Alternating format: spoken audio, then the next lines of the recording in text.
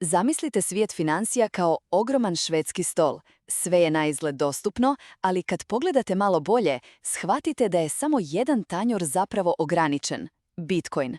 Dok centralne banke tiskaju novac, dionice skaču gore-dolje, a vrijednost nekretnina pleše svoj ples, Bitcoin stoji kao jedina konstanta s jasnom granicom.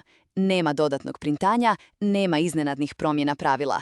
To je ta istina koja se često previđa. U moru beskrajnih tablica i grafikona, Bitcoin je jedini resurs koji je zaista ograničen. Dobrodošli na Kripto entuzijasti, mjesto gdje kripto postaje razumljivo.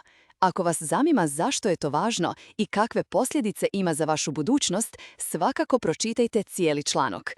Hvala na vašem vremenu. Za više, posjetite naš kanal kriptoentuzijasti.io, a u opisu profila pročitajte cijeli članak. Također, zapratite nas na drugim mrežama za još više sadržaja.